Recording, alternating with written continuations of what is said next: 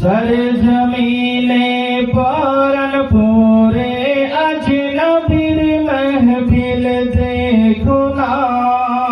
सुभान अल्लाह। सरजमीने परनपुरे आज नबीर महफिल देखो ना। सरजमीने परनपुरे आज नबीर महफिल देखो ना।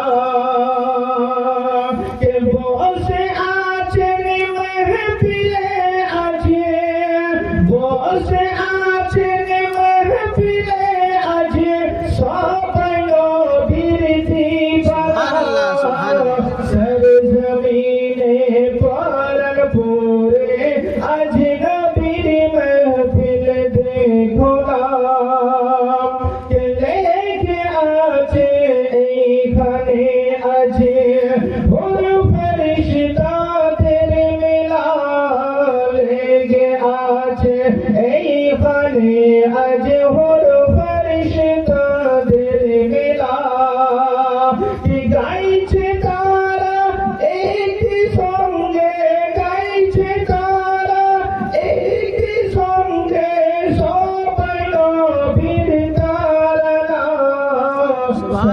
জমিনে পরনপুরে আজ নবীর महफिल देखो ना।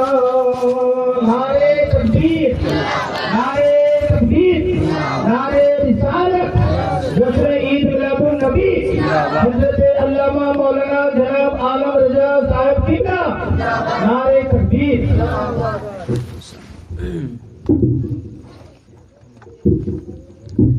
अस्सलामु अलैकुम व रहमतुल्लाहि व बरकातुहू।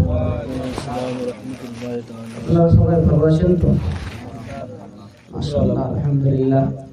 আমার ইসলাম দরদীয় ভাইয়েরা, বন্ধু বোনেরা, আসতে একটু দেরি হয়ে গেছে। আমাদের NH 32টায় একটা অ্যাক্সিডেন্ট ছিল, যার কারণে আইটিয়া মোড় থেকে প্রায় পিন্ডা তক পুরোপুরি জ্যাম থাকার কারণে আধা ঘন্টা লেট হয়ে গেল। কিন্তু আল্লাহর রহমতে আপনাদের নেক দুয়ার বরকতে এসে গেছি। মাশাআল্লাহ, আপনাদের শোনার আন্দাজ আমার আগে প্রাণপ্রিয় বন্ধু হযরত মাওলানা তাওয়াজ্জুদ সাহেব কিবলা সুন্দর আলোচনা আপনাকে শোনাইলেন। তিনি আরো তকরির করতেন, কিন্তু আমার জন্য নিজের সময়টাকে কুরবানি দিয়েছেন। সেই সঙ্গে আপনাদের খতিব ইমাম হযরত আল্লামা মাওলানা শরফুদ্দীন সাহেব কিবলা মাদ্রাসাতুল আলী, যিনি আমার খুব ভালোবাসেন, আপনারাও ভালোবাসেন। আল্লাহ তাআলা এই মহব্বতটাকে যেন কিয়ামত পর্যন্ত কায়েম ও দায়েম রাখে, সকলে বলেন আমিন। আজকের এই পবিত্র মাহফিলে মিলাদুন নবী সাল্লাল্লাহু আলাইহি ওয়াসাল্লাম আলী জনাব আনওয়ার সাহেব, আলী জনাব সনওয়ার সাহেব और আলী জনাব কিমুদ্দিন সাহেব, এরা তিনজনে মিলে মরহুমিনদের মা বাবা আত্মীয় স্বজনদের ইসলামের সব সম্পর্কে সাজিয়েছেন। আল্লাহ তাআলার দরবারে দোয়া করব আল্লাহ রাব্বুল আলামিন নূর নবীজির নুরানি কদম মুবারকের ওসিলায় সেই মরহুমদেরকে জান্নাতি আলা মাকাম দান করে দেয়, সকলে বলেন আমিন। ওই শুনবেন তো ইনশাআল্লাহ? কিছুক্ষণ শুনবেন, আধা ঘন্টা মতো, কোনো অসুবিধা নেই। নাইলে একটা লোক কাম করে আসলো, আসার পরে সাইকেলটাকে রাখছে গলির মধ্যে, ঘরে ঢুকছে, তো তার ছেলেটা পড়া ইয়াদ করতেছিল, মুখস্থ করতেছিল, তো পড়েছে তাজমহল বেঙ্গলে আছে, তাজমহল বেঙ্গলে আছে, তাজমহল বেঙ্গলে আছে, এরকম পড়েছে। তো ওই লোকটা শুনেই মাথা খারাপ হয়ে গেল যে আমার ছেলেটা এত ভুল পড়ছে, তাজমহল তো আগ্রায় আছে আর তাজমহল বেঙ্গলে আছে, উল্টা সেটা কেন পড়েছে। সঙ্গে সঙ্গে হেডমাস্টার সাহেবকে ফোন লাগাইলো আর বলতেছে, হেডমাস্টার সাহেব আপনারা কি ছেলেদেরকে পড়াইতেছেন, এরকম পড়াইতেছেন? কি হলো? আমার ছেলেটা ঘরে পড়া পড়েছে, তাজমহল বেঙ্গলে আছে, তাজমহল বেঙ্গলে আছে। বলছে আপনার কি ফিস বাকি আছে স্কুলে? বলছে হ্যাঁ আছে। কই মাসের আছে? তো বলছে 4 মাসের। যতক্ষণ পর্যন্ত ফিসটা জমা করবেন না ততক্ষণ পর্যন্ত তাজমহলটা বেঙ্গলে থাকবে। মানে তার বলার উদ্দেশ্য যে ফিস জমা না করলে আমরা উল্টা সিধা পড়াইয়া দেবো। এটা হলো দুনিয়াবি তালিম। কিন্তু এই মাহফিল থেকে, মসজিদ থেকে, মক্তব থেকে আপনি পয়সা দেন না দেন, কোনোদিন ভুল পায়গাম, কোনোদিন ভুল হাদিস আপনাকে বোঝানো যায় না। যতটুকু হয় আলিম ওলামারা চেষ্টা করে যে সঠিক পায়গামটা মানুষের কাছে পৌঁছায়। যেরকম সুবহানাল্লাহ, ইনশাআল্লাহ এই সম্পর্কে একটু আপনাদের সামনে আজকে আলোচনা করব। সময়টাকে ভরপুর খেয়াল রেখে আল্লাহ তাআলার দরবারে দোয়া করব, আল্লাহ তাআলা আমাদের সকলকে ধৈর্য সহকারে বসার এবং নেক নিয়তে ওয়াজ নসিহতকে শোনার বা আমল করার তৌফিক দান করুক। সকলে বলেন আমিন। আলহামদুলিল্লাহ আলহামদুলিল্লাহি রাব্বিল আলামিন ওয়াল আকিবাতু লিল মুত্তাকিন ওয়াসসালাতু ওয়াসসালামু আলা মান কানা নাবিয়্যান ওয়া আদামু বাইনাল মা'i ওয়াত-তিন ওয়া আলা আলিহি ওয়া আসহাবিহি আজমাইন। আম্মা বা'দ, আউযু বিল্লাহি মিনাশ শাইতানির রাজীম। বিসমিল্লাহির রহমানির রহিম।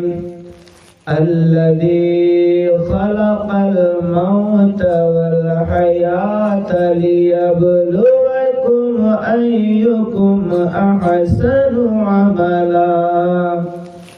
আমানতু বিল্লাহি সাদাকাল্লাহুল আযীম। وقال الله تبارك وتعالى في شان حبيبه الكريم إن الله وملائكته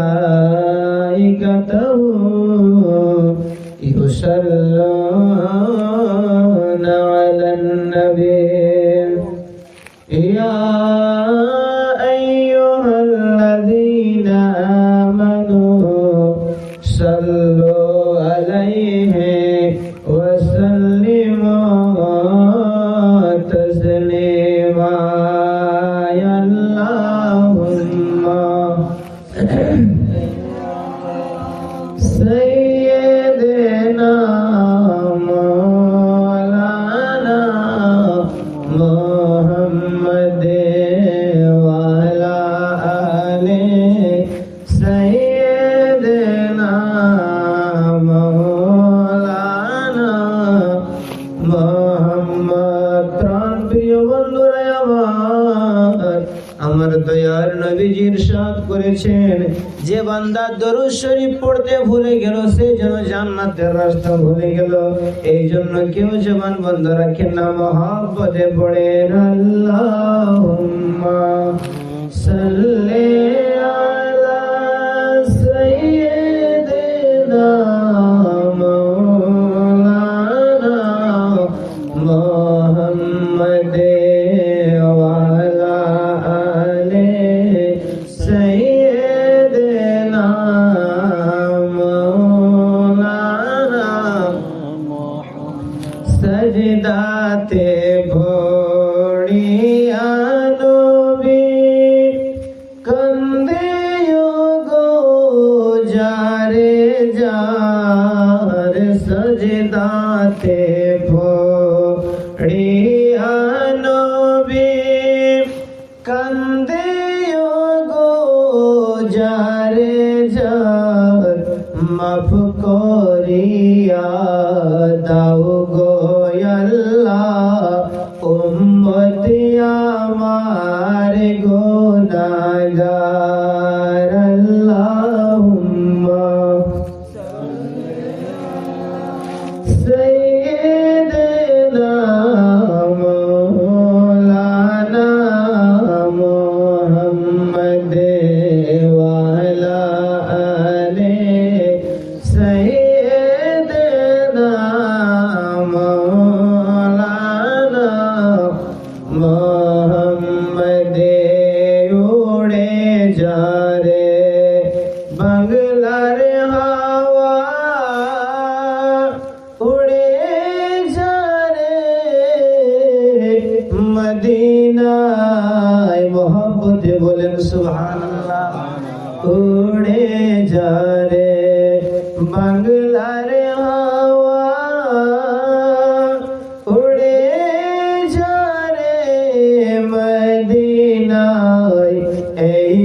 গোলামদের সালাম দিও নবীজির পাক রওজায় আল্লাহুম্মা সাল্লি আলা সাইয়্যিদিনা মাওলানা মুহাম্মদ ওয়া আলা আলি সাইয়্যিদিনা মাওলানা মুহাম্মদ আল্লাহ আল্লাহ আল্লাহু লা ইলাহা ইল্লাহু আল্লাহ আল্লাহ আল্লাহু লা ইলাহা মোহব্বত দিয়ে আল্লাহ আল্লাহ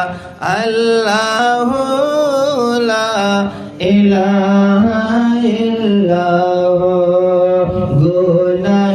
গুনাহগারের গুনাহ জোড়ে নবী দরুদে আপনার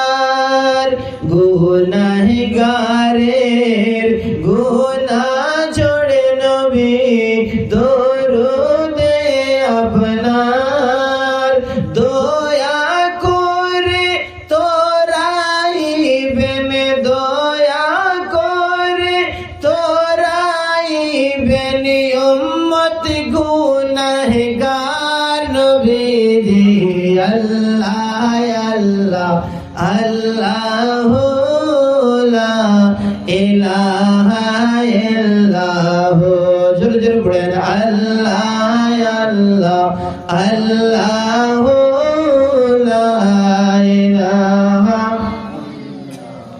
আপনাকে দেখিলে নবী গো দোজখ হয় হারাম বলেন না সুবহানাল্লাহ নবীজিকে দেখলে জাহান্নামের আগুন হারাম হয়ে যায় আপনাকে দেখিলে নবী গো দোজখ হয় হারাম মরণ কালে দেখা দিও মরণ কালে দেখা দিও নবী দো জাহান নবীজি আল্লাহ আল্লাহ আল্লাহু লা ইলাহা ইল্লাহু আল্লাহ আল্লাহ আল্লাহু লা ইলাহা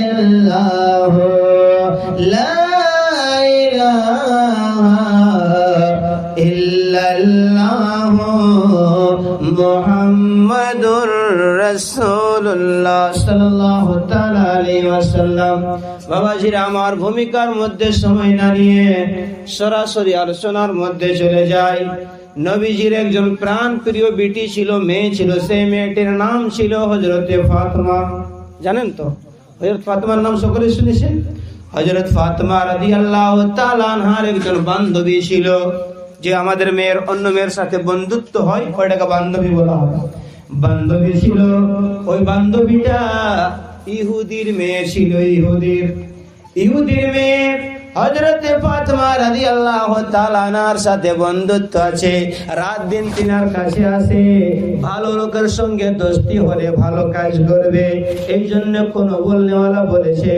সৎ সঙ্গে স্বর্গে বাস অসৎ সঙ্গে সর্বনাশ কথা ঠিক কিনা সৎ সঙ্গে স্বর্গে বাস অসৎ সঙ্গে সর্বনাশ ওই ইহুদির মেয়ে হযরতে ফাতেমা রাদিয়াল্লাহু তাআলা আনহার দরবারে আসে ভালো ভালো কথা হযরত ফাতেমা তারে শেখাইয়া দেয় মাশাআল্লাহ আলহামদুলিল্লাহ ওই মেয়েটি রাত দিন ভালো ভালো কথা শুনে একদিন তার বাবা ডাক দিয়ে বলে মেয়েরে তোর বয়স হয়ে গেছে আমি তোরে বিয়ে দিতে চাই আমার একটা বন্ধু আছে যার সাথে আমার বিজনেসের পার্টনার আছে বিজনেসের পার্টনারশিপ আছে ওর একটা ছেলে আছে ওর সাথে বিয়ে দিয়ে দিব ইহুদি মেয়ে কিন্তু কথা শুনেন ও আমার মা বোনেরা তোমরাও শুনে যাও রাতের বেলা এই ওয়াজটি তোমাদের জন্য বড় কাজ হয়ে যাবে মাশাআল্লাহ দেখেন এখানে অনেক অনেক আমার নাজরানা দিতেছেন। আল্লাহ তাআলার দরবারে দোয়া করব, আল্লাহ এই নাজরানার বিনিময়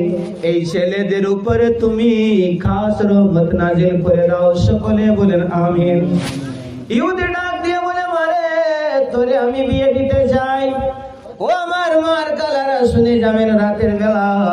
ওই মেয়েটি ডাক দিয়ে বলে, বাবা গো আমি বিয়েটাতে করবো না করবো এখন আমি বলতে পারবো না। আমার একজন বান্ধবী আছে, তার কাছে জিজ্ঞাসা না করলে আমি তোমারে বলতে পারবো না। বলেন সুবহানাল্লাহ। এত ফাতেমা রাদিয়াল্লাহু আনহার সাথে এত বন্ধুত্ব হয়ে গেছে, বলতে পারবো না। তো ঠিক আছে, তোমার বান্ধবীকে জিজ্ঞাসা করো। ওই মেয়েটি হযরতে ফাতেমা রাদিয়াল্লাহু তাআলা আনহার কাছে এসে দৌড়ে বলে, বান্ধবী গো আমার বাবা আমারে বিয়ে দিতে চাই, আমার বাবা আমারে শাদী দিতে চাই। বলো আমি এখনো পর্যন্ত ইয়াস নো কিছুই করি নাই, আমি এখনো পর্যন্ত হ্যাঁ না কিছুই বলি নাই, তুমি যা বলবে সেটাই আমি করব। হযরতে ফাতেমা রাদিয়াল্লাহু তাআলা আনহা ডাক দিয়ে বলে, বান্ধবী রে আমার বাবার এটা হুকুম রয়েছে, আমার বাবার এটা ফরমান রয়েছে, মা বাবার কথাকে অমান্য করা যাবে না, মা বাবার কথাকে কাটা যাবে না। যদি তোমার বাবা তোমারে বিয়ে দিতে চায় বাবার কথাকে কাটিও না, বাবার কথাতে হ্যাঁ করে তুমি বিয়েতে রাজি হয়ে যাও। ওই ওদের মেয়েটি করেছে, বাবাকে ডাক দিয়ে বলে, বাবা বিয়ের জন্য আমি রাজি আছি, কিন্তু বাবা গো আপনি অনেক অনেক লোককে দাওয়াত দিবেন, অনেক অনেক আপনি বড় লোক মানুষ, আপনার ঘরে কত কত মেহমান আসবে, কিন্তু আমার একজন বান্ধবী আছে, ওই বান্ধবীটাকে দাওয়াত দেওয়া লাগবে, না দাওয়াত দিলে কিন্তু আমি বিয়েতে বসবো না। ইহুদিটা ডাক দিয়ে বলে, তোমার বান্ধবী কেন? জয়টা বান্ধবী আছে আমি দাওয়াত দেব। ইহুদি জানে না যে যার সাথে দোস্তি আছে, যার সাথে বন্ধুত্ব আছে, সেটি হলো মুসলমানদের নবী জনাবে মুহাম্মদুর রাসূলুল্লাহ সাল্লাল্লাহু আলাইহি ওয়াসাল্লামের প্রাণ প্রিয় বিটি। জোরে বলেন সুবহানাল্লাহ। ইনশাআল্লাহ অনেক বড় পেগাম নিয়ে যাবেন। আমি আসার সঙ্গে সঙ্গে আপনাদের ইমাম সাহেব বলেন, মাওলানা সাহেব মা বোন সম্পর্কে একটু আলোচনা যেন হয়, কারণ মহানবী সাল্লাল্লাহু আলাইহি ওয়াসাল্লামের ইরশাদ রয়েছে, একটি মহিলা জাহান্নামে যাবে, চারটা বেটা ছেলেকে নিয়ে যাবে। নম্বর 1 তার বাবাকে জাহান্নামে নিয়ে যাবে, নম্বর 2 তার স্বামীকে জাহান্নামে নিয়ে যাবে, নম্বর 3 তার ভাইকে জাহান্নামে নিয়ে যাবে, নম্বর 4 তার বেটাকে জাহান্নামে নিয়ে যাবে। তার বাঁচবে কি? আর কে বাঁচবে? মেয়েরা তো রিশতায় আমাদের হয়তো মা হবে, না হয় স্ত্রী হবে, না হয় বোন হবে, না হয় বেটি হবে, এর এলাও তো কোনো রিশতা হয় না। তো বেরাদারান ইসলাম, এই জন্য হুজুর আমার আলোচনাটি দিয়েছেন, আপনাদেরকে শোনাইতেছি। মহব্বত দিয়ে বসে যান আমার দয়ার নবী সাল্লাল্লাহু আলাইহি সাল্লামের বিটি হযরতে ফাতেমা, সেটাই ওদের জানা নাই। বিয়ের ডেট ফিক্স করা হয়ে গেল, শাদীর ডেট ফিক্স করা হয়ে গেল। ওই মেয়েটি দাউত নামা নিয়ে হযরতে ফাতেমার কাছে গিয়েছে। হযরতে ফাতেমার কাছে গিয়ে বলে, বান্ধবী আমি তোমারে দাওয়াত দিলাম, আমার বিয়েতে কিন্তু আসতে হবে, তুমি যদি না আসো আমি বিয়েতে বসবো না। হযরতে ফাতেমা ডাক দিয়ে বলে, বান্ধবী রে শুনে নে, যেমন তোমার বাবা আছে তেমন আমারও বাবা আছে, তোমার বাবার মতো আমার বাবা না, আর আমার বাবার মতো কেউ না। আমার নবীর মতো আর নবী হবে না, আমার নবীর মতো আর নবী হবে না।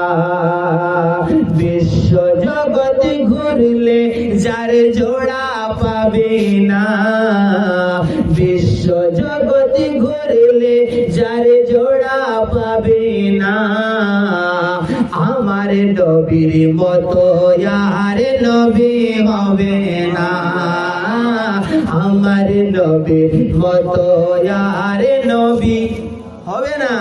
আমার নবীর মতো আর নবী হবে না।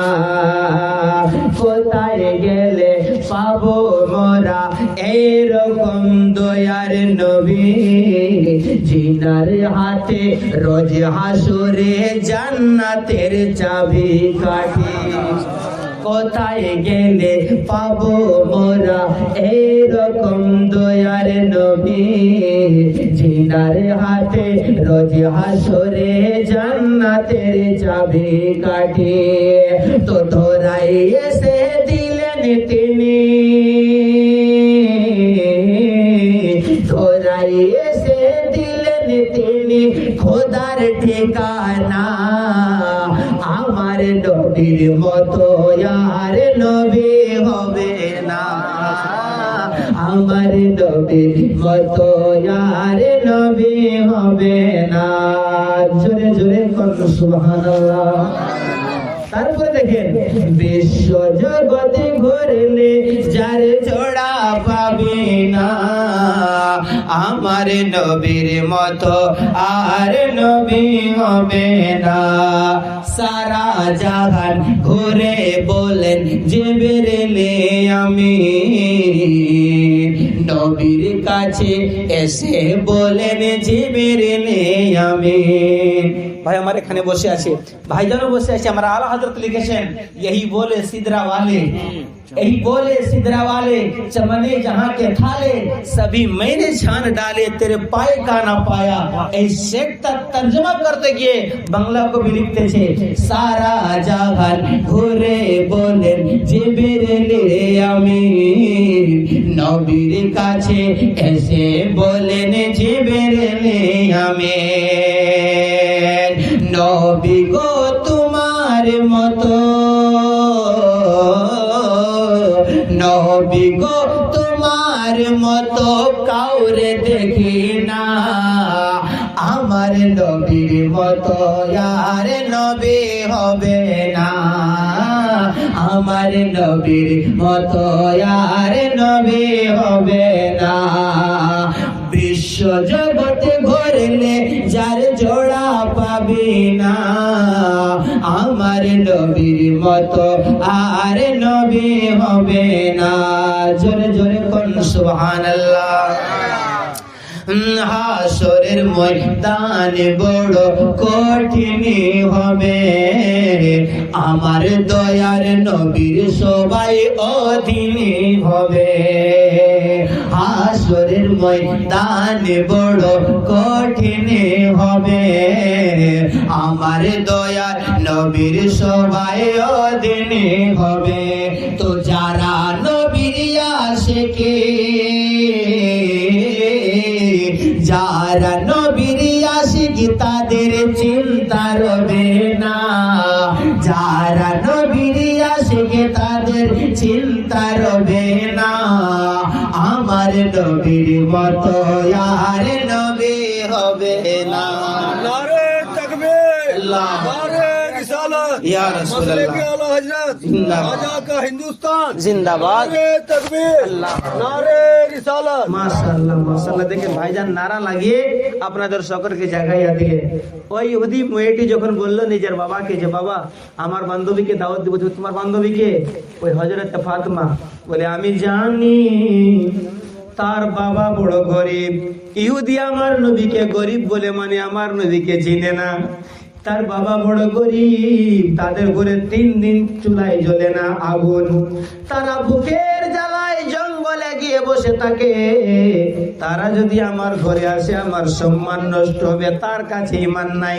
ইহুদি নারীটি বলে, ইহুদি মেয়েটি বলে বাবা সে গরিব হলে কি হবে, তুমি তো বড় লোক, আমার ওই বান্ধবীটাকে যদি দাওয়াত না দাও আমি বিয়ে করব না।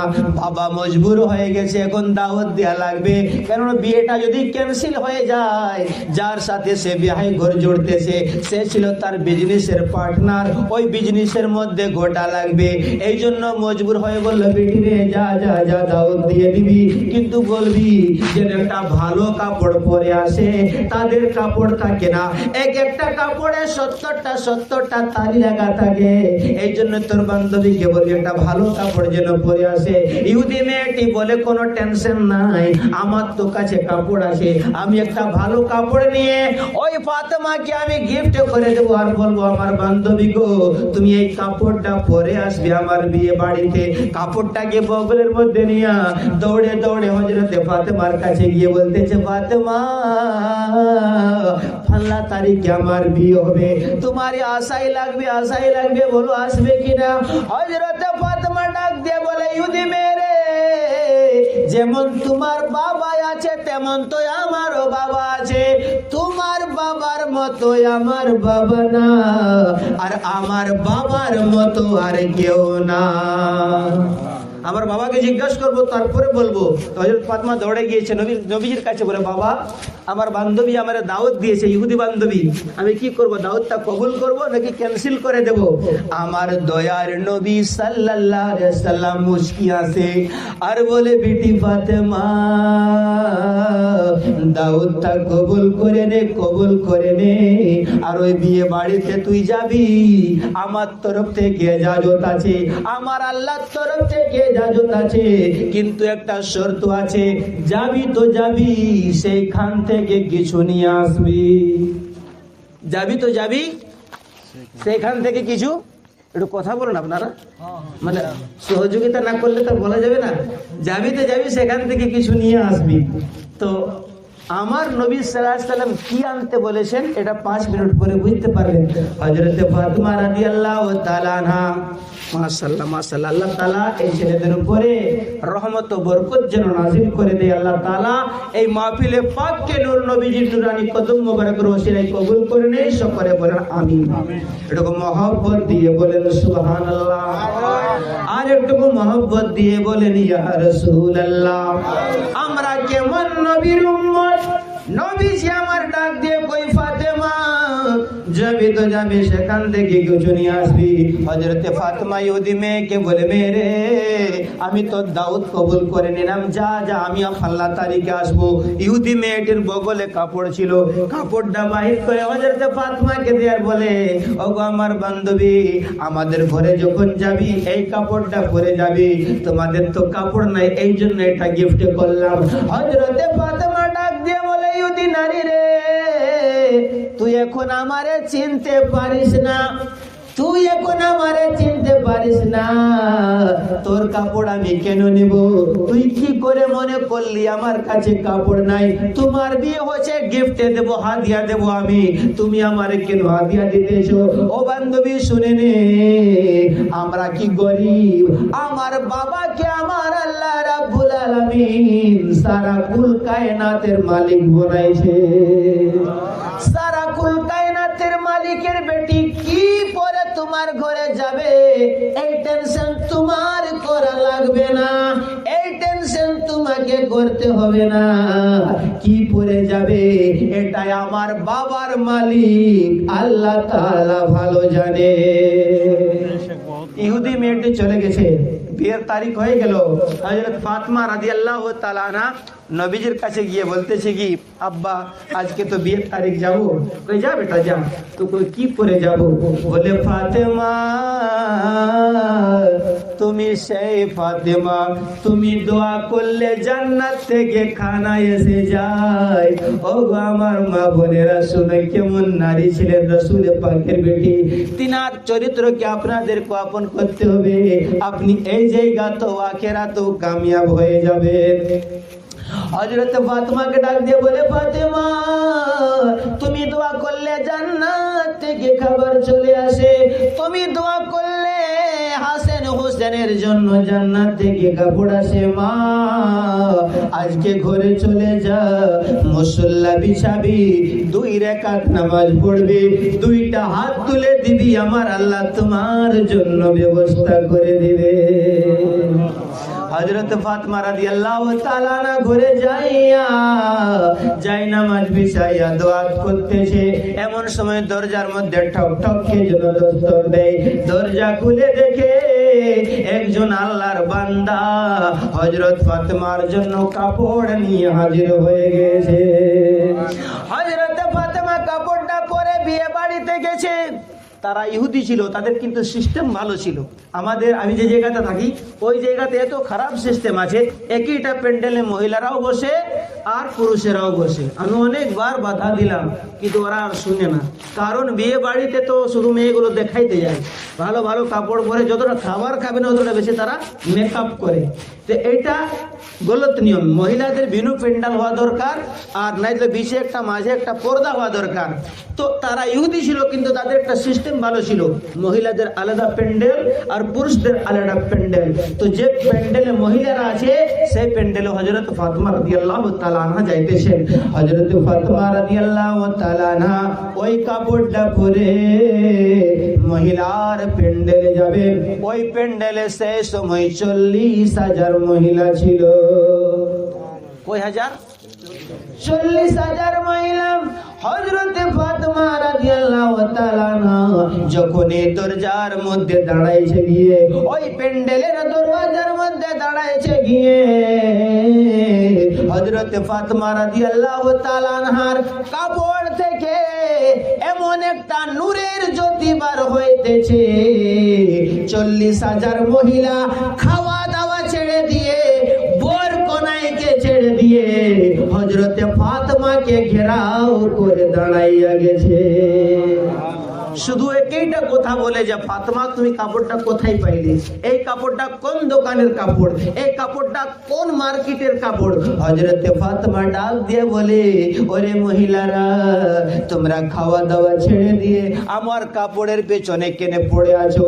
সব মহিলা বলে, ফাতেমা, আমার বাবা বড় লোক, ধনী মানুষ, বিজনেসম্যান মানুষ, আমার বাবাকে যতই দাম হোক না কেন এই কাপড়টা আমারে কিনে দিবে। বলো বলো কোথায় পাওয়া যাবে?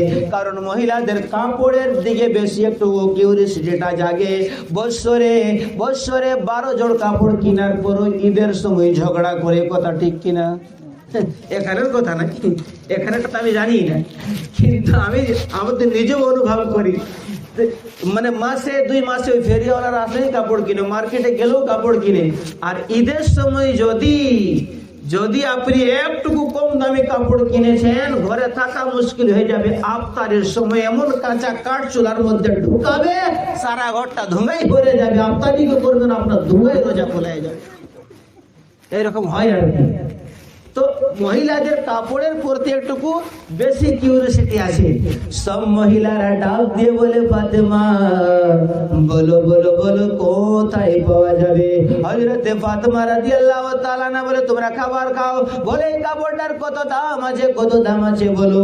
আমার বাবা বড় লোক, আমার বাবা ধনীমান মানুষ, আমার বাবা এই কাপড়টা কিনে দেবে। হযরতে ফাতেমা রাদিয়াল্লাহু তাআলা না ডাক দিয়ে বলে, এই কাপড়টার দাম, এই কাপড়টার আঁচলের এক কোণার মধ্যে লেখা আছে।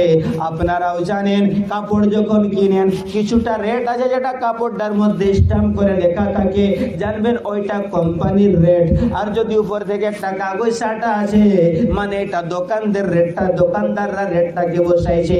হযরতে ফাতেমা রাদিয়াল্লাহু তাআলা না ডাক দিয়ে বলে, মহিলারা রে, আমি বললে তোরা কি করে জানবি? শোন শোন শোন, এই কাপড়টার একটা কোণার মধ্যে রেটটা লাগা আছে।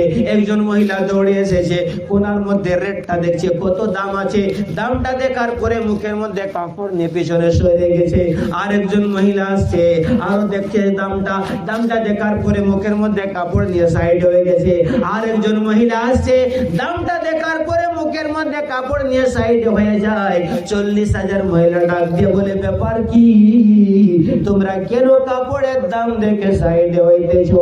3 জন মহিলা ডাক দিয়ে বলে, মহিলারা গো, শুনে নাও, তোমার বাবা যদি কত বড় ধনীমান মানুষ হয়, তোমার বাবা যদি কত বড় লোক হয়, এই কাপড়টা কিনতে পারবে না। কারণ এই কাপড়টার একটা কোণার মধ্যে লেখা আছে, এই পৃথিবীটাকে যদি 10 বার বিক্রি করা হয়, এই কাপড়টার একটা সুতার দাম হবে না। আরো জোরে বলেন সুবহানাল্লাহ। কারণ এই কাপড়টা দুনিয়ার কাপড় নাই, এই কাপড়টা হলো জান্নাতের কাপড়।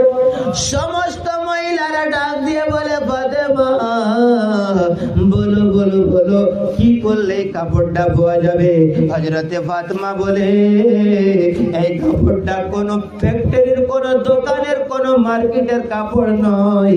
এই কাপড়টা যে কোম্পানির কাপড়, ওই কোম্পানির মালিক হলো আমার বাবা। আল্লাহ তাআলা আমার বাবাকে মালিক বানাইছে। যদি তোমরা এই কাপড়টা পাও, আমার বাবার দরবারে যাওয়া লাগবে, আমার বাবার কাছে যাইতে হবে, তাইলে এই কাপড়টা পাবে। সমস্ত মহিলারা বলে ফাতেমা জলদি করে আমাদেরকে সকলকে তোমার বাবার কাছে নিয়ে চলো।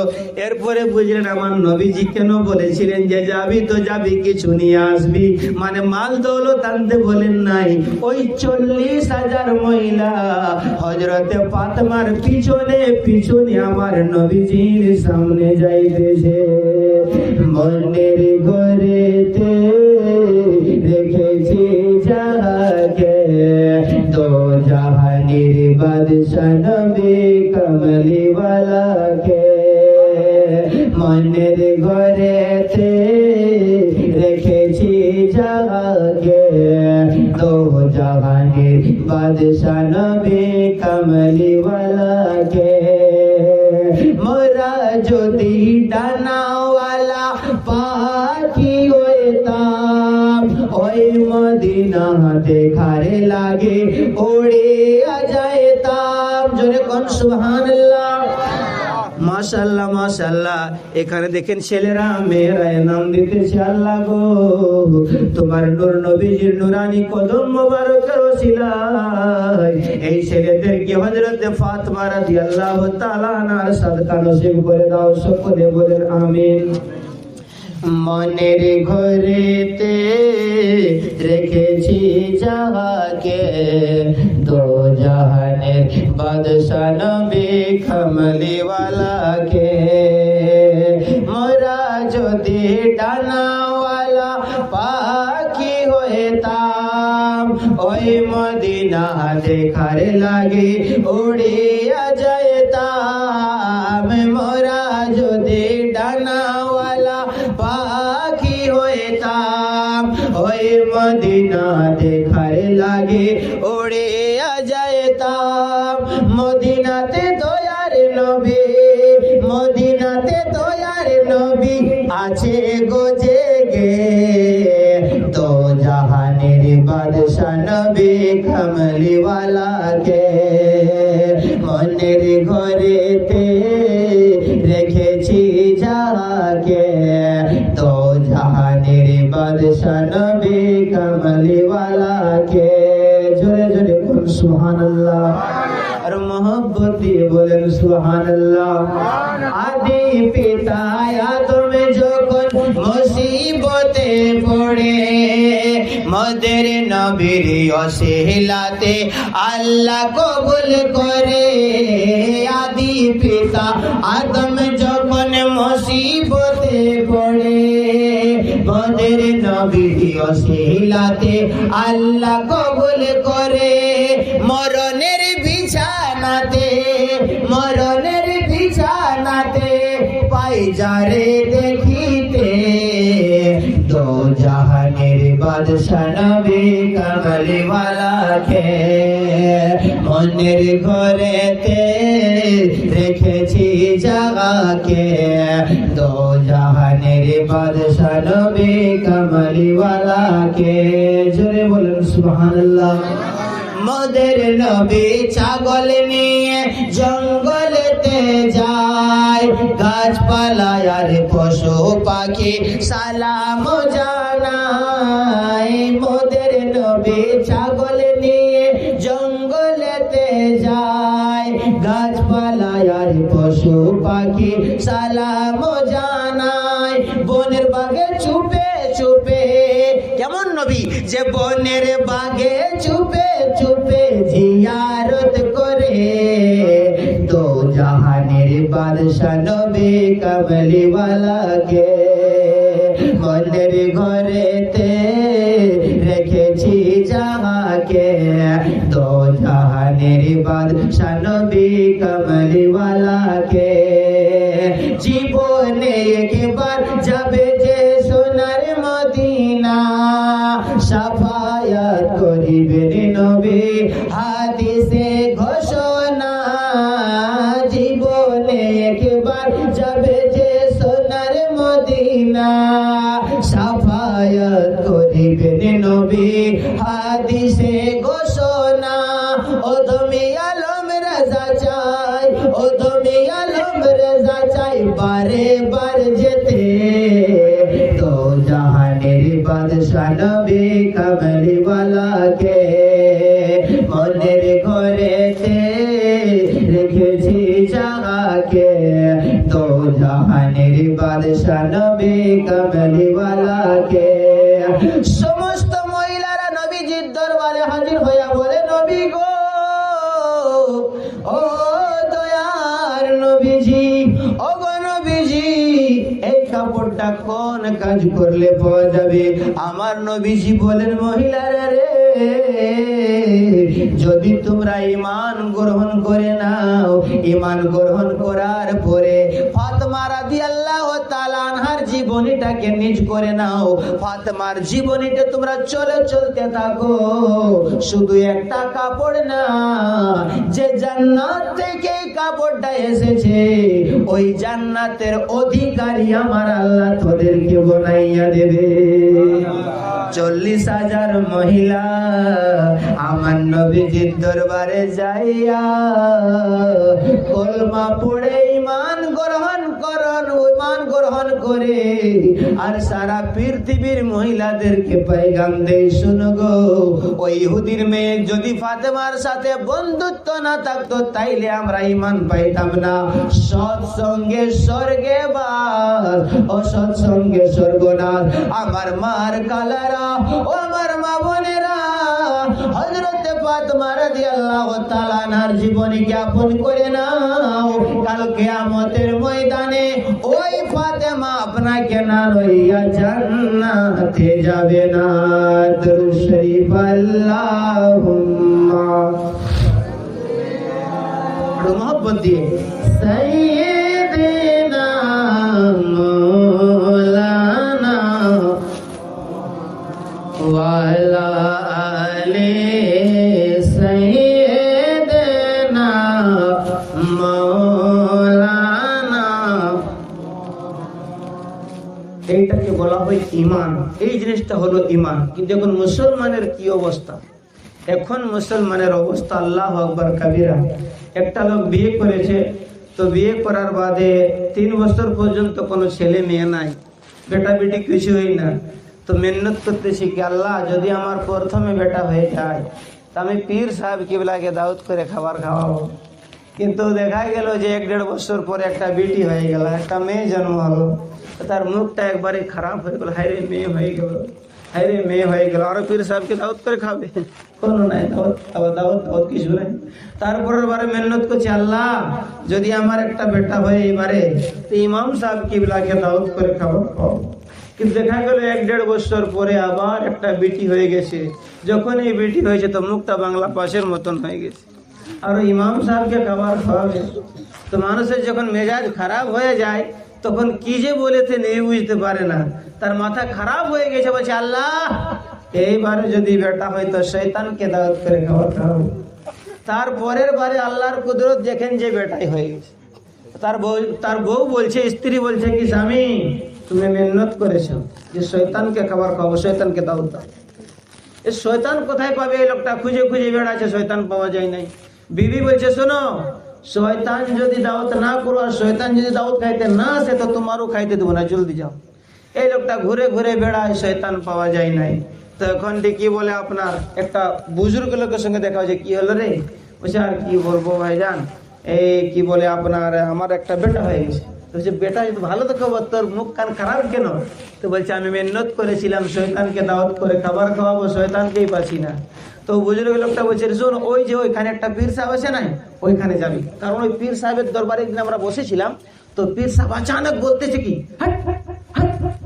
এরকম বলতেছে আমরা বললি কি হলো হুজুর তো পীর সাহেব বলছে কি রে বোকা তোরা কি জানবিস ওই কাবা ঘরে একটা মুরগা ঢুকে গিয়েছে তো মুরগাটা লাইদে দিলে কাবা ঘরটা নাপাক হবে ওই জন্য মুরগাটাকে এখান থেকে হাঁচ হাঁচ করে হাঁটাই দিলেন তো বলছে পীর সাহেব যদি আমাদের ভারত থেকে মাক্কার মুরগাটাকে দেখতে পারে তো শয়তানকে দেখতে পারবে, যা তুই পীর সাহেবের দরবার।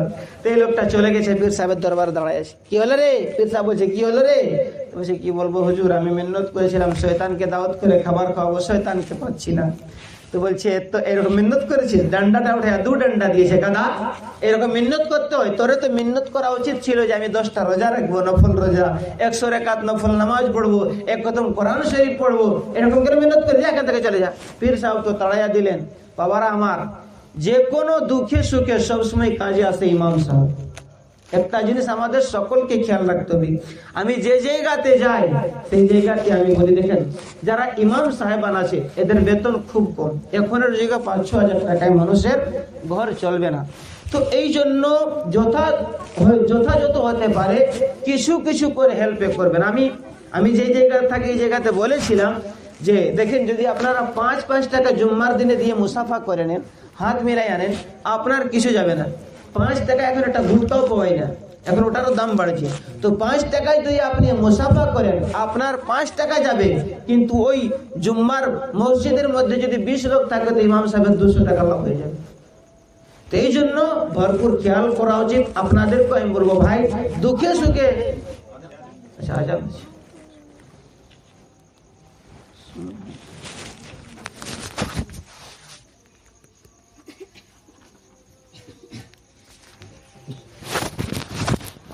সাল্লাল্লাহু তাআলা আলাইহি ওয়াসাল্লাম।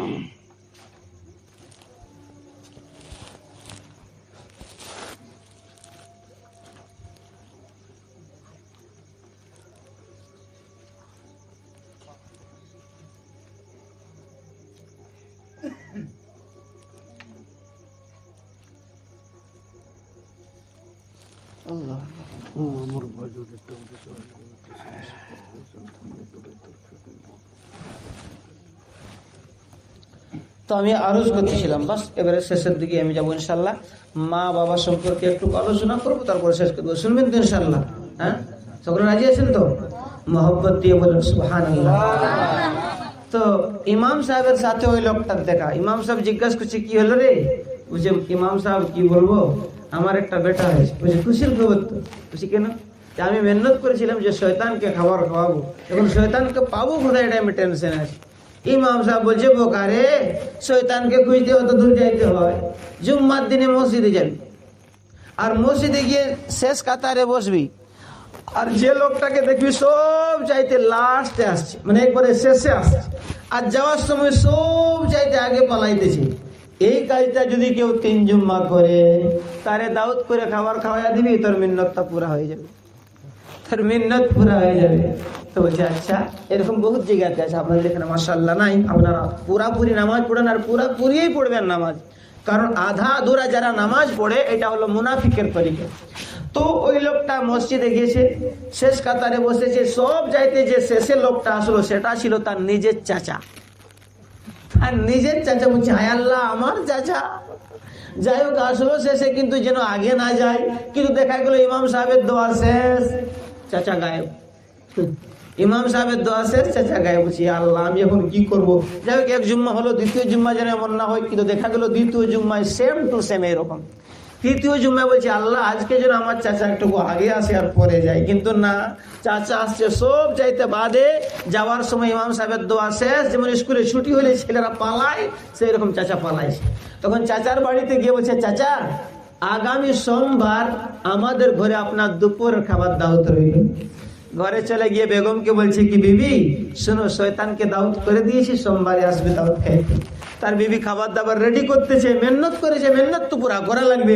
খাবার দাবার রেডি করছে। দুপুরের সময় যখন মসজিদে আজান হইতেছে, তখন দেখতেছে যে কাকা শ্বশুর আসছে। তো স্বামীকে বলছে, হ্যাঁ গো, তুমি যে বললে যে শয়তান আসবে, তোমার চাচা যে আসছে, বলছে চুপ করে, এখন কিছু বলিস না, জলদি করে দস্তরখান লাগা আর খাবার লাগা। তো দস্তি করে দস্তরখান লাগিয়ে খাবার দিয়েছে। তো তার চাচা বলছে কি, বাবা একটু দোয়া করব। তো বলছে না, আগে খাওয়া তারপরে দোয়া, কারণ ওই ছেলেটা জানে যে শয়তান দোয়া করলে তার উল্টা হবে, এই জন্য বলছে আগে খাওয়া তারপরে দোয়া। তো চাচা খাবার খাইলো, খাবার খাওয়ার পরে বলতেছে কি, বাবা একটু দোয়া করব। তখন তার ভাতিজা বলছে কি, শয়তানের দোয়ার দরকার নাই। তখন চাচার রাগ লেগে, কি বেটা আমার শয়তান বললি, আমার ভাইয়ের বেটা হয়ে তুই আমার শয়তান বললি। বলছে চাচা আমি কেন বলবো, ইমাম সাহেব বলেছে, চল ইমাম সাহেবের কাছে। দৌড়ে গেছি, ইমাম সাহেব আপনি কি আমার শয়তান বলেছেন? ইমাম সাহেব বলছে, চাচা আমি কেন আপনাকে শয়তান বলবো, আমি তো আপনার ভাতিজাকে বলেছিলাম যে এই আমলটা যদি কেউ 3 জুম্মা করে, যে সব চাইতে পরে আসে আর সবার আগে পালায়া যায়, এরকম যদি 3 জুম্মা কেউ আমল করে, তারে দাওয়াত করে খাবার খাওয়ায়া দিবেন, শয়তানকে দাওয়াত খাওয়ানোর মেহনত আপনার পুরা হয়ে যাবে। চাচা কাঁদতে লাগলো, চাচা শুনে কাঁদতে লাগলো আর বললো, ইমাম সাহেব আপনি 3 জুম্মার কথা বলছেন, আমি তো 10 বছর ধরে এরকম জুম্মা পড়তেছি। মুসলমান ভাইরা আমার, শুধু শুনলে কাজ হবে না, হবে না, আমলের দিক দিয়ে আগাইয়া যাইতে হবে। কারণ যে যত বাহাদুরি করুক, একদিন এই দুনিয়া ছাড়া লাগবে।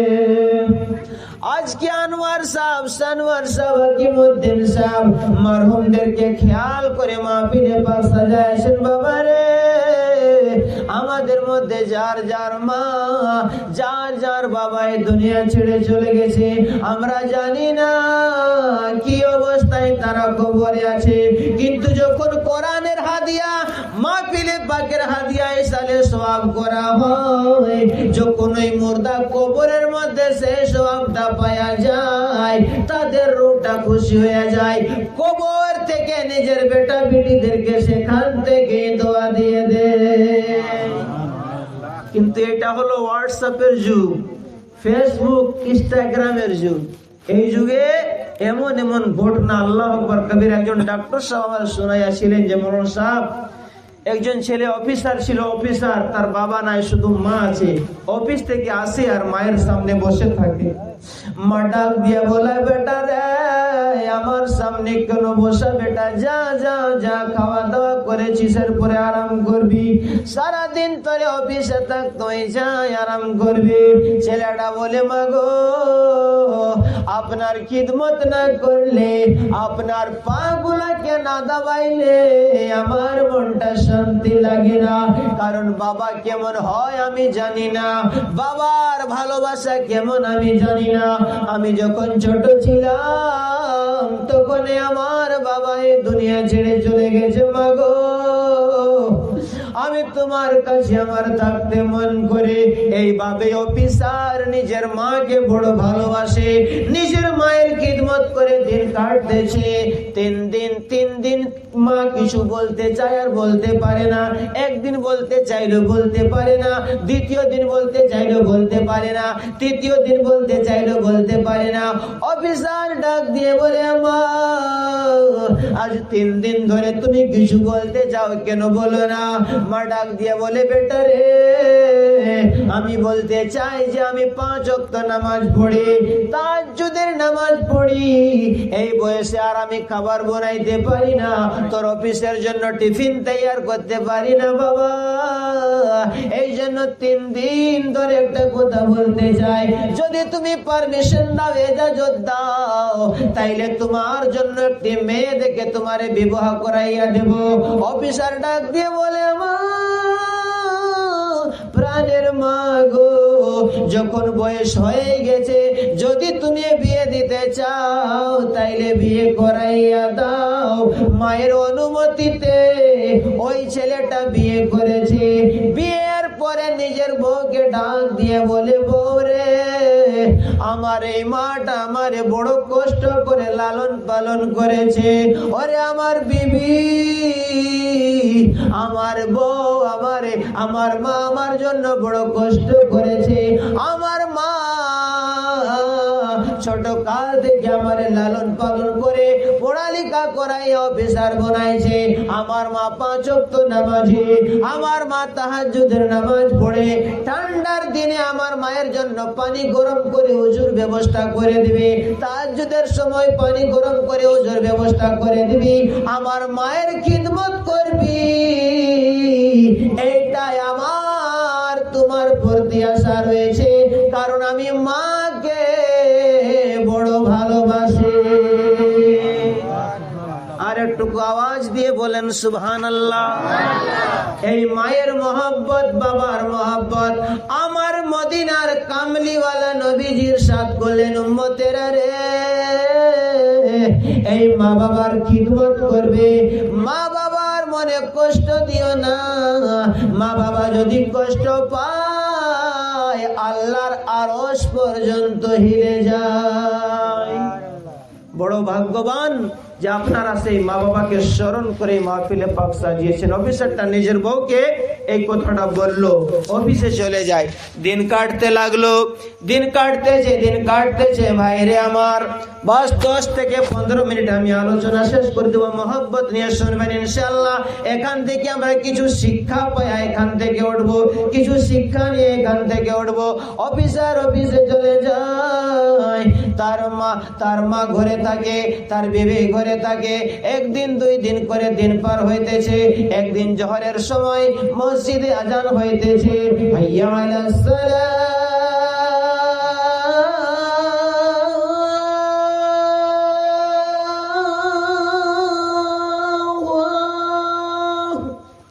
হাইয়া আলাস সালাহ।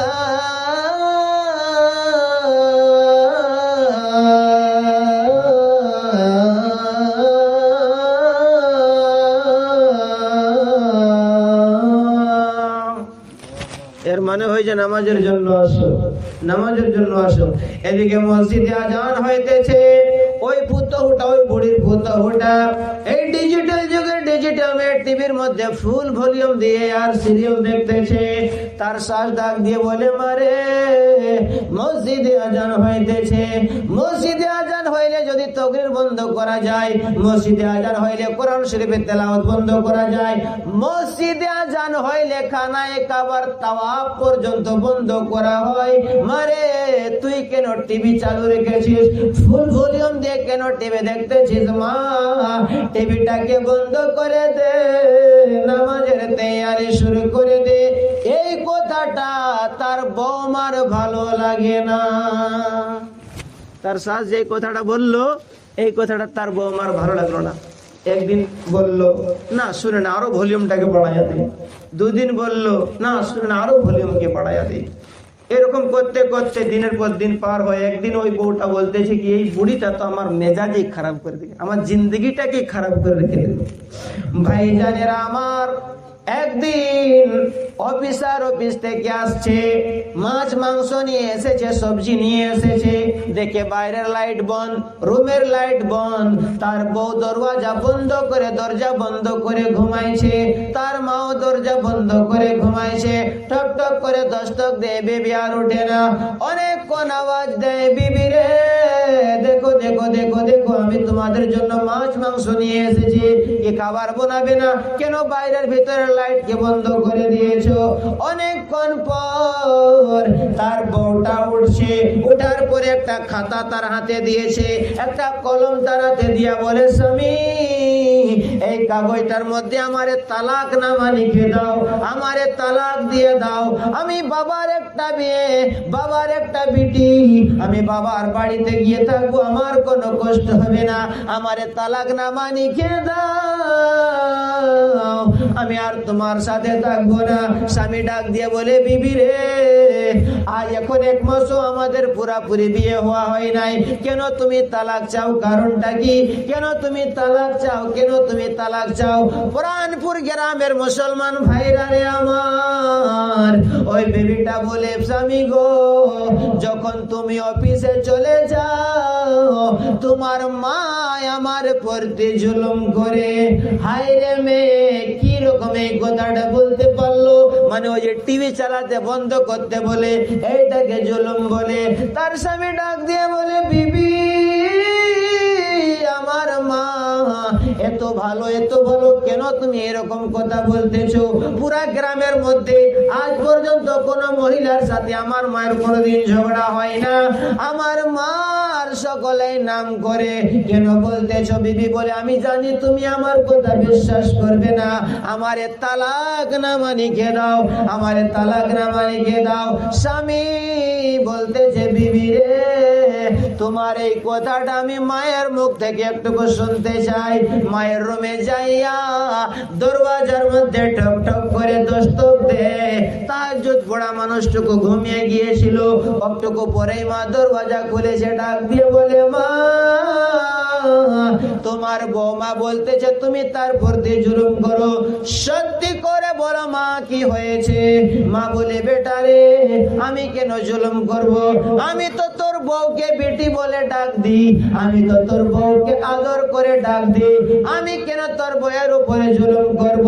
বলে, তোমার বৌমা আমার কাছে তালাক চাই। মা গো, সত্যি করে বলো, বলো, বলো কি হয়েছে? কেন তুমি জুলুম করো? কেন এই সংসারে আগুন লাগাও? মা বলে, বেটা রে, তোরে আমি একটা কোলে নিয়ে আর একটা হাতে অন্য লোকের ঘরে কাজ করেছি, আমি তোমার সুখ চাই, তোমার সুখ চাই, কেন তোমার সংসারে আগুন লাগাবো? বেটা রে, আমি সত্যি কথা বলতেছি, কিছু বলি নাই। হ্যাঁ হ্যাঁ, যখন মসজিদের মধ্যে আজান হয়, তোমার বউ টিভিতে ফুল ভলিউম দিয়া সিরিয়াল দেখে, আমি এইটা মানা করি, আর তারে নামাজ কালাম করতে বলি, নামাজ পড়তে বলি, এই ছাড়া আর কিছু বলি না। স্বামী ডাক দিয়ে বলে, মা, এই কথাই তো বিবি রাগাবে না, এখন তার মেজাজ খারাপ হয়ে গেছে, তার মাথার মধ্যে শয়তান এসে গেছে। ওই লোকটা মনে মনে চিন্তা করলো, হায় রে, বিবিকে যদি তালাক দেয়া দি, আমার সংসারটা বরবাদ হয়ে যাবে, এর বাবার হাতে আমার চাকরিটা আছে, নকরিটা আছে, সেটাও আমার ছুটে যাবে, করবো কে? মনে মনে চিন্তা করিয়া,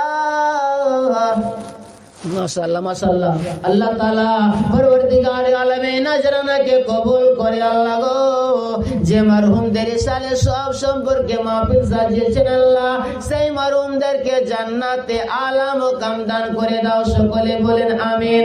এই অফিসারের মেজাজ খারাপ হয়ে গেছে, মাথার মধ্যে শয়তান সওয়ার হয়ে গেছে, এদিকে বিবি তালাক চাই, মা বলে কিছু বলি নাই, আবার জোর করে মাকে বলতেছে, মা, জলদি করে সত্যি কথাটা বলো, নাইলে ভালো হবে না।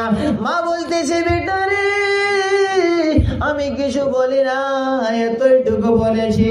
এতটা বলার সঙ্গে সঙ্গে রে, একটা লাঠি নিয়া এত জোরে মায়ের হাঁটুর মধ্যে মারছে রে, জনম দক্ষিণী মা বেহুশ হয়ে জমিনের মধ্যে পড়ে গেছে। আমার মতন মৌলানা সাহেব, মৌলানা আতাউদ্দিন সাহেবের মতো মৌলানা সাহেব, মৌলানা শরফুদ্দিন সাহেবের মতন মৌলানা হোক, মৌলানা মৌলভী হাফিজ কারি মুফতি পীর মুহাদ্দিস মুফাক্কির মক্কা মদিনার ইমাম যদি হয়ে যায়, মাকে যারা পরিমাণ কষ্ট দিলে আমার আল্লাহর জান্নাত পাওয়া যাবে না। মা জননী গো, কেমনে সুধিব তোমারে? কন্যা সুবহানাল্লাহ, তো মোহব্বত দিয়ে বলেন সুবহানাল্লাহ। মা জননী গো, কেমনে সুধিব তোমারে? আমি বড় দিশাহারা, আমি বড় দিশাহারা, তোমারই অধীন, কেমনে সুধিব তোমারে? ডাক দিয়ে বলেন সুবহানাল্লাহ। অফিসার মাকে মারছে, মা বেহুশ হয়ে জমিনের মধ্যে পড়ে গেল। তার বিবি বলে, স্বামী গো, বুঝে গেছি তোমার একবারে বিচারটা একবারে নেই বিচার আছে, আপনি ইনসাফের বিচার করেছেন, আর তালাক দেওয়া লাগবে না। আসো আসো রুমের মধ্যে আসো। বাবাজিরা আমার কোরআনপুর গ্রামের বন্ধুরা, আপনি বড় মহব্বত করেন আমার এই নসিহতটা করে নিয়ে যাবেন, ইনশাআল্লাহ ইহকালে পরকালে কামিয়াব হয়ে যাবেন। অফিসার তার বিবি খাবার দাবার খাইয়া মজা করে রুমের মধ্যে শুয়ে যায়, তার জনম দুঃখিনী মা খাইলো কিনা খাইলো জিজ্ঞাসা করে নাই। সকাল হয়ে গেল, অফিসার অফিসে চলে গেল, মা নাস্তা করেছে কিনা খবর নেই না, মা খাবার খাইছে কিনা খবর নেই না। হঠাৎ করে এমন পরিবর্তন হয়ে গেছে, একদিন জনম দুঃখিনী মা বুকে থাকলো, 2 দিন বুকে থাকলো, 3 দিনের দিনে পেটের খিদা সহ্য করতে না পারিয়া জনম দুঃখিনী মা বুকের জ্বালায় লাঠি নিয়ে রে ঘর থেকে বের হয়ে গেছে। ওই বস্তি দিকে যায়, অন্য অন্য নজওয়ান ছেলেরা বলে, খালা আম্মা, ফুফু আম্মা, দাদি আম্মা, তুমি তো কোনোদিন এদিকে আসো নাই, কি হয়েছে বলো? তোমার চোখে কেন পানি আসতেছে, তুমি কেন কাঁদতেছো? শোনেন বাবা, মা কারে বলা হয়, বাবা কারে বলা হয়? ওই মা মনে মনে চিন্তা করলো, আমি যদি বলে দিই যে আমার বেটা আমাকে মেরেছে, 3 দিন ধরে খাবার খায় নাই, আমারে জিজ্ঞাসা করে নাই, তাইলে এরাই আমার বেটাকে মারবে। না না না, আমি কারো কাছে বলবো না। ওই গ্রামের কবরস্থানের বন্ডির বাইরে মহিলাটি দাঁড়াইয়া গেল, দাঁড়াইয়া বলতেছে, স্বামী গো, আমি তো মনে চিন্তা করেছিলাম যে ঘরে নামাজ পড়ে কবরস্থান দিকে মুখ করে আপনার জন্য দোয়া করব, কিন্তু আপনার এই জালিম বেটাটা আজ 3 দিন ধরে আমার খাইতে দেয় না, পেটের খিদা আমি সহ্য করতে পারি না। স্বামী গো, এই বেটার ঘরে আর থাকবো না, যেদিকে আমার 2টা চোখ যাবে আমি সেদিকে যাব। এই বলে জনম দুঃখিনী মা ঘর থেকে বের হয়ে গেছে। বাবাজিরা আমার একটা নসিহত কাজে লাগাবেন, কোনোদিন একজন মায়ের সাথে করিয়েন না। মা সব দিন থাকবে না, যাদের মা নাই তাদেরকে জিজ্ঞাসা করেন যে মা কি জিনিস হয়, যাদের বাবা নাই তাদেরকে জিজ্ঞাসা করেন বাবা কি জিনিস হয়। আমি প্রোগ্রামে বাইর হব, 2022 সালে বাইর হব প্রোগ্রামে। আমার বাবা তখন আওয়াজ দেয় না, মুখ মানে আওয়াজ তো সব বন্ধ। বাবাকে বললাম, বাবা আমি প্রোগ্রামে যাইতেছি, যাবো, হাতে ইশারা করে বললো যা। আমি চলে গেলাম, মাদারা স্টেশনে নামছি, তারপরে আপনার বেনাডালা প্রোগ্রামে গেছি। রাতে আমি ভালো ওয়াজ করতে পারলাম না, আমার মন মেজাজ ঠিক না। সেখানের আমার মৌলানা আব্দুর রশিদ ভাই বলতেছি কি, মৌলানা সাহেব আজকে আপনি ওয়াজ তো ভালো করতে পারলেন না। আমি জানি না ভাই কেন আমার মনটা ঠিক লাগছে না। সকালে আদারা স্টেশনে এসেছি, ঘরের থেকে খবর চলে গেল যে তোমার বাবা ইন্তেকাল করে গেছে। আজকে আমার কাছে লাখো লাখো টাকা আছে, কিন্তু আমার বাবাকে আমি কিছু খাওয়াতে পারবো? এদের বাবা চলে গেছে, কত টাকা থাকো আপনি কিছু খাওয়াতে পারবেন না।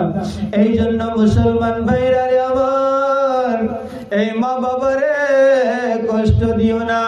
ওই বুড়ি মাটি ঘর থেকে বার হইয়া চলে গেল, পার হইতে হইতে হইতে 15 দিন পার হয়ে গেছে। ওই অফিসার রবিবার দিনে বাজারে গেছে মার্কেটিং করতে, বাজারে গিয়ে দেখে বাজারে একটা ইসলামিক সভা হইতেছে, বাজারে একটা জলসা হইতেছে। মনে চিন্তা করলো যেটুকু জলসাটা শুনেনি, একজন বক্তা ওয়াজ করতেছে, হাদিস পাক বয়ান করতেছে। হযরতে আব্দুল্লাহ ইবনে মাসউদ নবীজিকে জিজ্ঞাসা করেছিলেন, ওগো নবীজি, মানুষের সবচাইতে ভালো কাজ কোনটা? আমার আপনার দয়ার নবী সাল্লাল্লাহু আলাইহি ওয়াসাল্লাম ইরশাদ করেছিলেন, ভালো কাজ হলো এটা যে তোমার এই হাত দিয়ে, তোমার পা দিয়ে, তোমার জবান দিয়ে যেন তোমার মা বাবা কষ্ট না পায়। কে বললো? দয়ার নবীজি বললেন। এই ছেলেটা ওয়াজ শুনছে আর কাঁদছে, এই অফিসার ছেলেটা ওয়াজ শুনতেছে আর কাঁদতেছে, বলছে আরে আমি তো এই হাত দিয়ে নিজের মাকে মারছি, আমার হাতটা তো জাহান্নামে জ্বলবে। একটা আগরবাতির আগুনটা যদি সহ্য করতে না পারি, আমার এই হাতটা তো জাহান্নামের মধ্যে জ্বলবে। দৌড়ে গিয়ে মৌলানা সাহেবের পাটাকে ধরে আর কান্দে, হুজুর আমার এই ভুলটা কি মাফ হবে? হুজুর গো, আমার জন্য দোয়া করবেন, আমি হাত দিয়ে নিজের মাকে লাঠি মারছি, হুজুর আমার এই ভুলটা যেন আমার আল্লাহ মাফ করে দে, একটু দোয়া করে দিবেন। মৌলানা সাহেব বলে, পাগলা রে, আমার পা ধরলে কাজ হবে না। স্টেজে যত আলিম উলামা আছে, কারো পা ধরলে কাজ হবে না, পীর সাহেবের পা ধরলেও কাজ হবে না। যদি যদি তুমি চাও তোমার ভুলটা মাপ হয়ে যাক, দৌড়ে করে করে যা।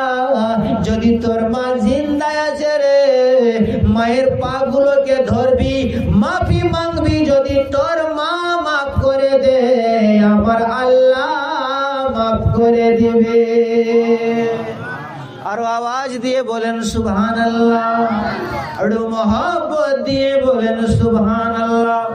আল্লাহ গো, এই মজলিসে আমরা যারা যারা বসেছি, আমাদের মধ্যে যার যার মা বাবা দুনিয়া ছেড়ে চলে গেছে, আল্লাহ ওই মা বাবার কবর গুলাকে জান্নাতের গোলাপ ফুলের বাগান বানাইয়া দাও। অফিসার ছেলেটা দৌড়ে ঘরের মধ্যে গেছে, সে জানে না আমার মা ঘরে নাই।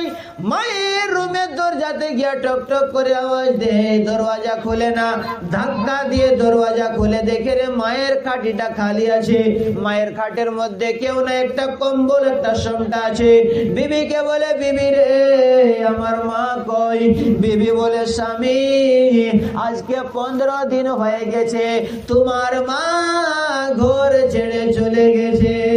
এই ছেলেটা কান্দে আর বলে, বিবি কি করব চাকরি, কি করব টাকা, কি করব পয়সা, কি করব ধন সম্পত্তি। বিবি রে মাকে যদি আমি মাফি মাংতে না পারি, জাহান্নামে জ্বলবো।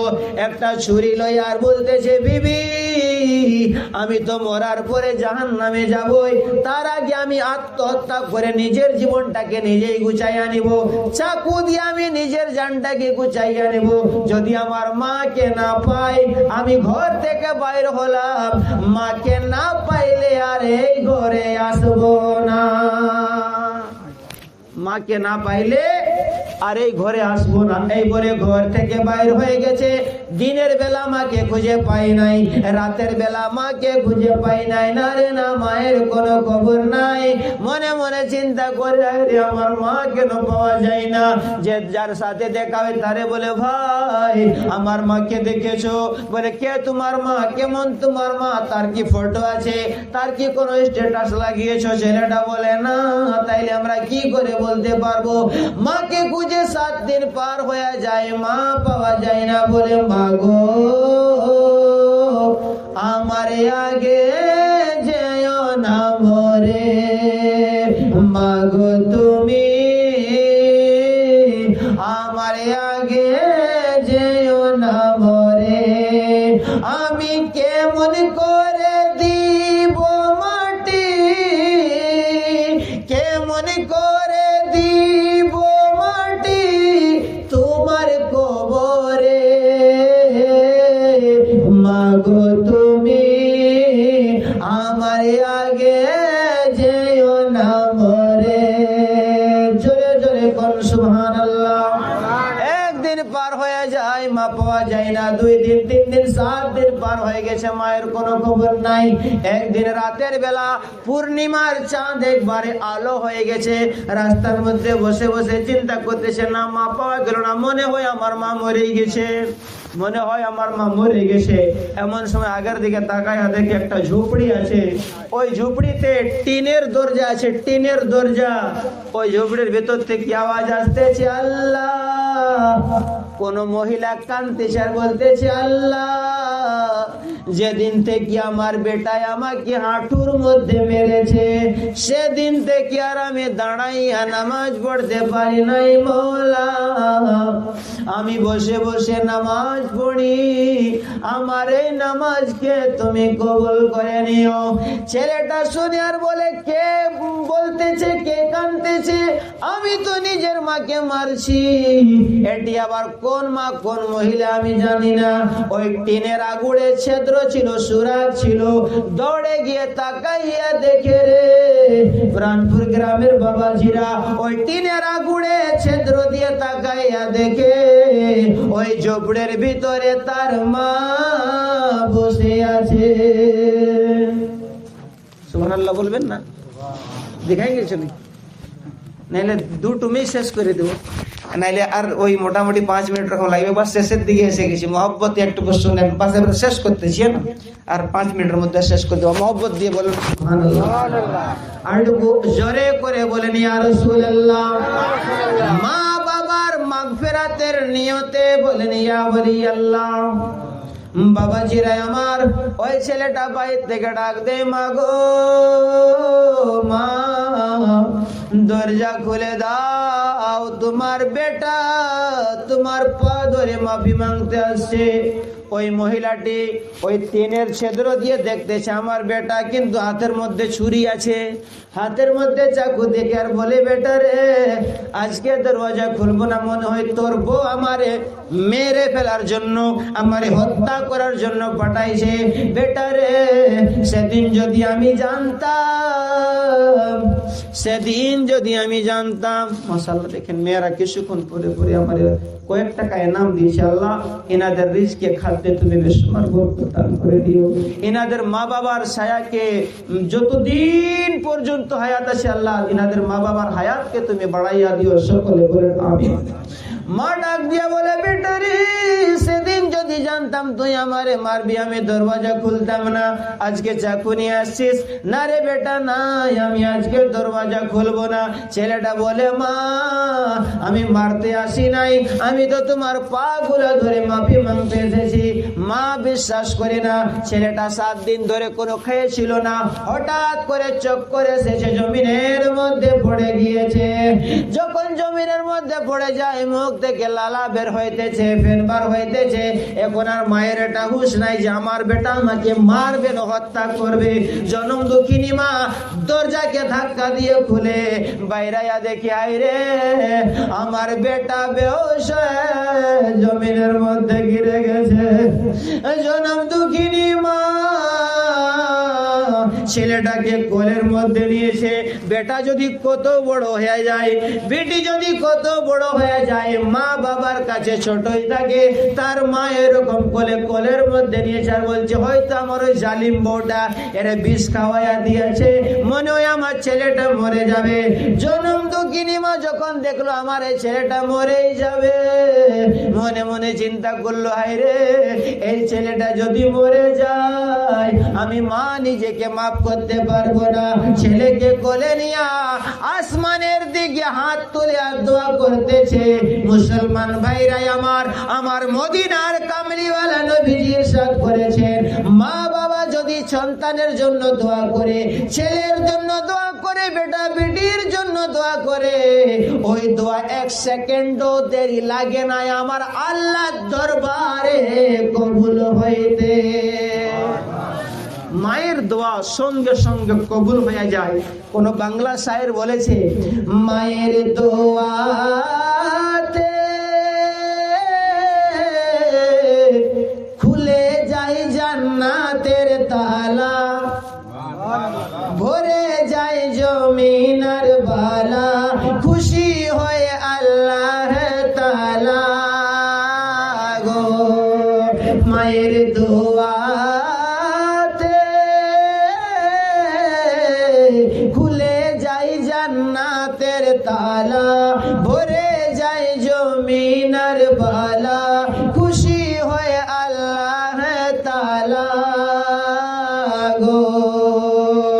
মায়েরি গর্ভে জন্ম নিয়া সেই মাকে চিনতে পারলো না, ও মায়েরি গর্ভে জন্ম নিয়া সে মাকে চিনতে পারলো না। কে মাঝে মান কিরতন মায়ের করিও যতন, মাকে কবু দুঃখ দিও না গো। মায়ের দোয়া খুলে যায় জান্নাতের তালা, ভরে যায় জমিনার বালা, খুশি হয় আল্লাহ তাআলা গো। মানে মা বাবার দোয়ার সঙ্গে সঙ্গে কবুল হয়ে যায়। ওই মহিলাটি নিজের ছেলেকে কোলে নিয়ে আল্লাহর কাছে দোয়া করে, আল্লাহ আমার ছেলেটাকে হায়াত দিয়ে দাও। মায়ের দোয়ার সঙ্গে সঙ্গে কবুল। ছেলেটার হুঁশ এসে গেছে, জ্ঞান ফিরে গেছে। ছেলেটা যখন চোখ খুলতেছে, কি দেখি আমি মায়ের কোলের মধ্যে রয়েছি। মাকে বলল, মা আমি বড় ভুল করেছি, বড় পাপ করেছি, তোমার উপরে হাত উঠাইয়া তুমি যদি না মাফ করে দাও, তোমার এই ছেলেটার নামাজ রোজা হজ যাকাত কিছুই কাজে আসবে না, আমি জাহান্নামে চলে যাব। জনম দুঃখিনী মা সঙ্গে সঙ্গে তারে মাফ করে দিয়েছে। ভাইরা আমার, এই যে মাফ করার সুযোগ পাইলো এটাই বড় জিনিস। মাফি মাঙ্গার সুযোগ পাইলো ছেলেটা, এটাই বড় জিনিস। কত মন সন্তান আছে যে সুযোগও পাই না। বেরাদারান মিল্লাত ইসলামিয়া, এই জন্য এতটা বলে আজকে আমি নিজের বক্তব্যকে শেষ করব। সবদিন একটা কথা আমাদের সকলকে মনে রাখতে হবে, কোন মুহূর্তে যেন মা বাবা আমাদের প্রতি নারাজ না হয়, এমন কিছু কাজ না করি যাতে যেন মা বাবা নারাজ হয়ে যায়। আল্লাহ তাআলার দরবারে দোয়া করবো, আল্লাহ যতগুলো আমরা এখানে লোক হাজির হয়েছি বড় মহব্বত দিয়ে শুনেছেন, নাইলে খাওয়া দাওয়ার আগের প্রোগ্রামে তো লেট পর্যন্ত চলনা, অন্য গ্রামে তো চলেই না, কিন্তু আপনারা মাশাআল্লাহ খুব ভালো মানুষ, এতক্ষণ পর্যন্ত শুনলেন। আল্লাহ তাআলার দরবারে দোয়া করবো, আল্লাহ আমাদের সকলকে শোনার চাইতে বেশি আমল করার তৌফিক দান করেন। সকলে আমার সাথে পড়ে লা ইলাহা ইল্লাল্লাহু মুহাম্মাদুর রাসূলুল্লাহ সাল্লাল্লাহু আলাইহি ওয়াসাল্লাম। এরপরে নবীজির দরবারে দাঁড়িয়ে সালাত।